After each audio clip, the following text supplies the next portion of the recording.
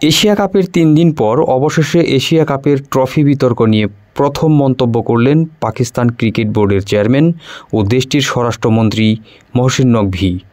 Pakistan cricket বোর্ডের chairman স্পষ্ট করে দিয়েছেন, ট্রফি তার হাত থেকেই নিতে হবে ভারতকে। এশিয়া কাপ ফাইনাল শেষ হওয়ার পর থেকে পাল্টা আক্রমণ হচ্ছে ভারত পাকিস্তান দুদেশের ক্রিকেট বোর্ডের মধ্যে। মঙ্গলবার এশীয় ক্রিকেট কাউন্সিলের বৈঠকেও বিষয়টি নিয়ে আলোচনা হয়েছে।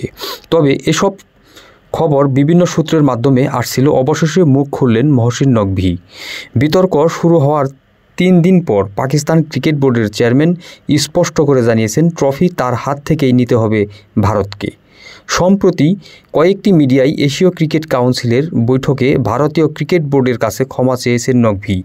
এমন খবরকে অসত্য বলে জানিয়েছেন নকভী। ফেসবুক ও এক্স হ্যান্ডলে তিনি লেখেন, ভারতীয় সংবাদ মাধ্যম অসত্য কথা বলছে। আমি সকলের সামনে বিষয়টি পরিষ্কার করে দিতে চাই। আমি কোনো ভুল কাজ করিনি। আমি কোনো দিন ভারতীয় ক্রিকেট বোর্ডের কাছে ক্ষমা চাইনি, ভবিষ্যতেও কোনো দিন চাইব না। অন্যদিকে ভারতীয় বোর্ড স্পষ্ট জানিয়ে দিয়েছে, নকভীর হাত থেকে ট্রফি তারা নেবে না। ট্রফি ভারতে পাঠিয়ে দিতে হবে, নইলে দুবাইয়ে এশীয় ক্রিকেট কাউন্সিলের দপ্তরে রেখে দিতে হবে। নকভী তার নিজের অবস্থানে অনড়। তিনি লেখেন, যদি ভারত সত্যিই ট্রফি নিতে চায় তাহলে এশীয় ক্রিকেট কাউন্সিলের দপ্তরে এসে আমার হাত থেকে ভারতকে ট্রফি নিতে হবে। তবে ভারতীয় বোর্ড বিষয়টিকে সহজে ছেড়ে দিতে চাইছে না।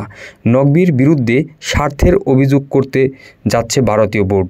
পাকিস্তান বোর্ডের চেয়ারম্যান, এশীয় ক্রিকেট কাউন্সিলের প্রধান হওয়ার পাশাপাশি পাকিস্তানের স্বরাষ্ট্রমন্ত্রী তিনি। আর মহসিন নকভীর রাজনৈতিক সেই পরিচয় সামনে এনে আইসিসির কাছে অভিযোগ জানাতে যাচ্ছে ভারতীয় ক্রিকেট বোর্ড। যে দল যোগ্য দল হিসাবে চ্যাম্পিয়ন হয়েছে তাদের ট্রফি দেওয়া হচ্ছে না। এতে বিশ্বের সামনে এশীয় ক্রিকেটের সম্মানহানি হচ্ছে। তাই নকভীকে তার দায়িত্ব থেকে সরিয়ে দেওয়ার দাবিও জানাতে যাচ্ছে ভারত।